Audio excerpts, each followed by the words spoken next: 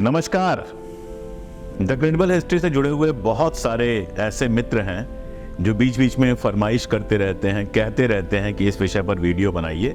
वसीम खान हमारे एक दोस्त हैं जोधपुर में, उन्होंने मैसेज किया मुझे कि बत्तख खान पर एक वीडियो बनाइए। इतिहास का एक बड़ा मजेदार किस्सा है जो किताबों में नहीं मिलता और गांधी जी से जुड़ा हुआ किस्सा है बत्तख खान साहब का। दरअसल गांधी जी को मारने की बहुत सारी कोशिशें हुई। जब अफ्रीका में थे तो 2 बार कोशिश हुई उनको मारने की, और हिंदुस्तान आने के बाद, भारत आने के बाद, जब वो 1914-15 में भारत लौटे हैं, उसके बाद उनको मारने की कई सारी कोशिशें हुई हैं। उन्हीं में से एक कोशिश के गवाह थे बत्तख खान। मैं बताऊंगा उनके बारे में इस वीडियो में, लेकिन उसके पहले थोड़ा जान लेते हैं कि गांधी जी को मारने की कब कब कहां कोशिशें हुई हैं। 1934 में 1934 में जब गांधी जी अछूत समस्या के खिलाफ पूरा एक अभियान चला रहे थे, जो भारत की सामाजिक व्यवस्था थे, हिंदुओं में जो सामाजिक व्यवस्था थी क्या है, जिसमें बहुत सारे लोगों को अछूत बना दिया गया था, अपने ही समाज के भीतर के लोगों को अछूत बना दिया गया था, उसके खिलाफ गांधी जी ने एक बड़ा आंदोलन देश भर में किया था। और इसी आंदोलन के चलते पुणे वो गए थे, और पुणे में जो नगरपालिका थी उसमें यह तय किया गया था कि उनका सम्मान किया जाएगा। जब वो सम्मान समारोह के लिए जा रहे थे तो एक बम फेंका गया। अब हुआ यह था कि 2 गाड़ियां एक ही जैसी थी। एक गाड़ी में बापू थे, बा थी और एक और महिला थी, और दूसरी गाड़ी में दूसरे लोग थे, लेकिन गाड़ियां थी एक ही जैसी। तो जो बम फेंकने वाले थे वो थोड़ा कंफ्यूज हो गए और उस गाड़ी पर बम फेंका गया जिसमें बापू नहीं थे, इसलिए बापू तो बच गए, लेकिन कई सारे और लोग वहां पर मारे गए, कई लोग घायल हुए। गांधी जी बहुत दुखी हुए थे। दुखी होकर उन्होंने कहा था कि अगर मारना है तो मुझे अकेले मारो, मेरे साथ महिलाएं थीं, बाकी लोग थे, उनके ऊपर हमला क्यों किया। ये पहला हमला 1934 में पुणे में हुआ था, और इस बात के सबूत मिले हैं कि इस हमले में नाथूराम गोडसे भी शामिल था। दूसरा हमला हुआ था उनके ऊपर 1944 में आगा खां पैलेस में जो गिरफ्तार थे पुणे में, वहां से जब वो रिहा हुए, बाकी तो डेथ हो गई थी, वो जब रिहा हुए तो काफी बीमार थे और आराम करने के लिए वो पंचगनी जाके रुके थे, और पंचगनी में कुछ लोग उनसे मिलने आए थे और वो लोग प्रदर्शन कर रहे थे लगातार, और उनमें से एक आदमी ने छुरा लेकर उनको मारने की कोशिश की। इस हमले में भी नाथूराम गोडसे और उसके साथी शामिल थे। 1944 में ही जब सांप्रदायिक समस्या को हल करने के लिए वो लगातार जिन्ना से बात कर रहे थे, तो भी उनके ऊपर एक हमला हुआ था। इस हमले में भी गोडसे का हाथ था, इस हमले में भी वो बच गए थे। 1946 में महाराष्ट्र में ही वो जिस ट्रेन से यात्रा कर रहे थे उसकी पटरियां उखाड़ दी गई थी, ट्रेन पलट गई थी, इंजन भी टकरा गया था, लेकिन गांधी जी बच गए थे। और 5वें हमले के बारे में तो आप जानते ही हैं। 1948 में जब नाथूराम गोडसे और उसके साथियों ने उनको मारने की योजना बनाई, तो पहली योजना ये थी कि मदन लाल पाहवा उनके ऊपर एक बम फेंकेगा, और बम से जब हल्ला हो जाएगा तो वहां पर जो लोग थे, नाथूराम गोडसे के साथ जो लोग थे, ये बड़ी मजेदार योजना थी। इसको नाथूराम गोडसे ने ऐसा बनाया था कि वो खुद भी बंदूक लेके नहीं गया था, उसका जो छोटा भाई था वो उसके पास भी बंदूक नहीं थी, उसको भी इसमें कहीं नहीं जाना था, उसका जो साथी था आपटे, उसको भी इसमें शामिल नहीं होना था। इन सारे लोगों को बस भीड़ में रहना था। दिगंबर भड़गे नामक एक आदमी को बंदूक दी गई थी, जिसको प्रार्थना सभा में गांधी के बिल्कुल सामने रहना था, और योजना ये थी कि एक तरफ से मदन लाल बम फोड़ेगा और जब भगदड़ मच जाएगी उस भगदड़ का फायदा उठाकर दिगंबर भड़गे गोली मार देगा गांधी जी को। लेकिन दिगंबर भड़गे के समझ में आ गया कि ये भाई लोग तो मुझे फंसाना चाहते हैं, तो उसने गोली चलाई ही नहीं, और उसमें भी गांधी जी बच गया। और उसके कुछ ही दिनों बाद आप जानते हैं कि 30 जनवरी को सीधे गोडसे ने गोली चलाई और गांधी जी मारे गए। ये तो ऐसी बातें हैं जो आमतौर पे सब लोग जानते हैं। लेकिन चंपारण में जब वो थे, भारत आने के बाद जो पहला बड़ा आंदोलन उन्होंने किया वो चंपारण में, आप जानते हैं कि किसान आंदोलन किया। उस समय उनको मारने का एक प्रयास हुआ। गांधी जी मोतिहारी में थे, मोतिहारी बिहार में है, चंपारण जिले का उस समय हेडक्वार्टर था, और वहां पर जो नील फैक्ट्रियां थी जिनके खिलाफ सारा आंदोलन था, मजदूरों ने यह आरोप लगाया था कि वो जो नील फैक्ट्रियां हैं वो पूरी तरह से बर्बाद कर रही हैं और उनको जितनी मजदूरी मिलनी चाहिए वो नहीं मिल रहा। ये सारा कुछ था जिसकी जांच करने के लिए गांधी जी और उनके मित्र गए हुए थे। तो इन नील फैक्ट्रियों का जो मैनेजर्स थे अलग अलग फैक्ट्रियों के, उनकी यूनियन का जो लीडर था उसका नाम था इरविन। ये वो लॉर्ड इरविन नहीं है, जो भारत का वायसराय रहा था। इसके बारे में इतना ही पता चलता है कि इसका नाम इरविन था।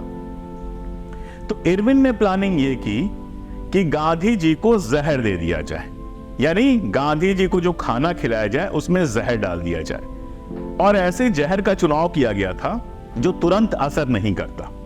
तो प्लानिंग पूरी ये थी कि इरविन के घर उनको खाना ऑफर किया जाएगा, जब वो खाना खाएंगे या चाय पिएंगे, जो भी चीज होगी उसमें जहर मिला दिया जाएगा। जहर का असर तुरंत नहीं होगा, कुछ दिनों बाद गांधी जी की या कुछ घंटों बाद गांधी जी की डेथ हो जाएगी और लगेगा कि गांधी जी ऐसे ही मर गए, तो इस बवाल से मुक्ति मिल जाएगी। इसके लिए उसने चुना अपने यहां काम करने वाले बतख मियां अंसारी को। बतख मियां जो थे वो गरीब आदमी थे, छोटा मोटा किसानी उनके पास था, परिवार था अपना, और खाना बनाते थे, खानसामा थे। जब उनसे कहा गया कि जहर जो है वो खाने में मिला के गांधी जी को दे दो, तो बतख मियां ने मन ही मन तय कर लिया था कि वो ये काम नहीं करेंगे। वो ट्रे लेके गांधी जी के पास गए तो, लेकिन गांधी जी ने जब उनको देखा तो बतख मियां फूट फूट कर रोने लगे। गांधी जी समझ गए, उन्होंने उनसे पूछा और बतख मियां ने उनको फिर बताया कि ये जो आपको दिया जा रहा है उसमें जहर है। गांधी जी इस तरह से बच गए, लेकिन बतख मियां तो अब निगाह में आ गए। अंग्रेज अपनी दुश्मनी तो किसी भी लेवल पे जाके निकालते थे, बतख मियां की नौकरी गई, ये तो बहुत छोटी बात है।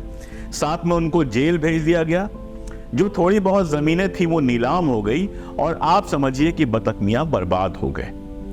और वो जमाना सोशल मीडिया का तो था नहीं कि शोर मच जाता, ट्वीट होते, फेसबुक होते, व्हाट्सएप होते। आंदोलन चल रहा था, लड़ाई चल रही थी, लोग भी धीरे धीरे इस बात को भूल गए। यहां तक कि इतिहास की जो किताबें हैं उनमें भी बतख मियां का जिक्र ज्यादा नहीं मिलता। हुआ ये कि 1957 में जब राजेंद्र प्रसाद जी राष्ट्रपति थे हमारे, तो मोतिहारी गए। वहां एक जनसभा में वो भाषण दे रहे थे। उस भाषण में दूर से एक आदमी उनको दिखाई दिया। उस आदमी को देखकर उन्होंने कहा, अरे बतख भाई कैसे हैं आप। मंच पे बुलाया, बतख भाई आए और सारा हाल चाल मिला। उसके बाद बतख भाई को वो अपने साथ लेके गए। बाद में जो उनके बेटे थे जान मियां अंसारी, वो भी राष्ट्रपति भवन में कुछ टाइम तक उनके साथ रहे। और राष्ट्रपति भवन ने बिहार सरकार को एक चिट्ठी लिखी कि चूंकि गांधी जी की जान बचाने के लिए उनकी जमीनें गई हैं, तो उनको 35 एकड़ जमीन जो है वो मुहैया कराई जाए। आश्चर्यजनक बात यह है कि 65 साल बीत गए, लेकिन आज तक बतख मियां के खानदान को कोई जमीन नहीं मिली है। अभी हाल की ही बात है कि उनके एक वंशज ने यह बात कही, चर्चा थोड़ी बहुत हुई, लेकिन सब लोग शांत हो गए। हर तरह की सरकारें वहां पर आई गईं, लेकिन बतख मियां के परिवार वालों को किसी तरह की कोई बड़ी मदद आज तक नहीं मिली है। सोच के देखिएगा, शायद अंग्रेजों ने सोचा हो कि बतख मियां मुसलमान हैं, इसलिए गांधी की हत्या के लिए उनको कोई दिक्कत नहीं होगी, वो आराम से जहर उनको दे देंगे। एक बात और बता दूं कि गांधी उस समय तक इतने बड़े नेता नहीं हुए थे। चंपारण पहला आंदोलन था, देश भर में अभी लोग उनको जानते भी नहीं थे। लेकिन बतख मियां के मन में क्या आया होगा कि ये आदमी यहाँ पर नीलहा किसानों को, जो नील के किसान हैं, उनको उनके जुल्म से मुक्ति दिलाने के लिए आया हुआ है, इसकी मैं हत्या कैसे कर दूं। ये मानवीय भाव आया होगा बतख मियां के मन में, इसीलिए तो उन्होंने गांधी जी को बचा लिया और उसके बदले में जेल भी गए, तमाम मुसीबत सही, उनकी जमीनें गईं, सारी परेशानियां हुई। आज जब देशभक्ति और देशद्रोह का एक अलग तरह का फिनोमेना बनाया जाता है और सारे मुसलमानों को देशद्रोह कह दिया जाता है, देशद्रोही कह दिया जाता है, तो कोई इस बात को सोचता है कि इस देश में बतख मियां जैसे लोग रहे हैं। आज़ादी की लड़ाई के हर मोड़ पर मुसलमान साथ में खड़े हुए हैं, और इस देश में बतख मियां जैसे लोग हुए हैं जिन्होंने गांधी की हत्या के लिए उनको जहर देना स्वीकार नहीं किया, बदले में अपना सब कुछ गंवा दिया, और आज़ादी के इतने सालों बाद भी आज तक उनके परिवार को किसी भी तरह का कोई सम्मान, मान, जमीन, कोई सुविधा नहीं दी गई। तो देश की जो आज़ादी की लड़ाई है उसमें बहुत सारे इस तरह के किस्से आपको मिलेंगे। मैं बीच बीच में अपने चैनल पर इस तरह के किस्से सुनाता रहता हूं। अगर आपको भी इस तरह की कोई जानकारी, अगर ऐसा लगता है कि दुनिया तक पहुंचनी चाहिए, तो कमेंट में ज़रूर बताइए कि इस विषय पर वीडियो बनाएं। मैं कोशिश करता हूं कमेंट्स देखने का। जैसा आज मैंने बताया कि ये वीडियो भी वसीम खान भाई जो जोधपुर के हैं, उनके कहने पर मैं बना रहा हूँ। आप लोग जो सजेशन देंगे, अगर उसमें मुझे ऐसा लगेगा कि ये विषय ज़रूरी है, इस पर वीडियो बनाना चाहिए, तो मैं वीडियो ज़रूर बनाऊंगा, वो सच दुनिया के सामने पहुंचाऊंगा। और आप हमसे जुड़े रहिए। जैसा कहते हैं, वीडियो को लाइक कर लीजिए, चैनल को सब्सक्राइब कर लीजिए, दोस्तों को ये वीडियो पहुंचाइए, और जिस तरह से भी हमारी मदद करना चाहते हैं मदद कीजिए। आपकी ताकत मिलेगी तभी हम काम कर पाएंगे। तो बतख मियाँ को याद करते हुए, उस देशभक्त मुस्लिम को याद करते हुए जिसने महात्मा गांधी की जान बचाई थी, आज का वीडियो मैं खत्म करता हूं। बहुत शुक्रिया।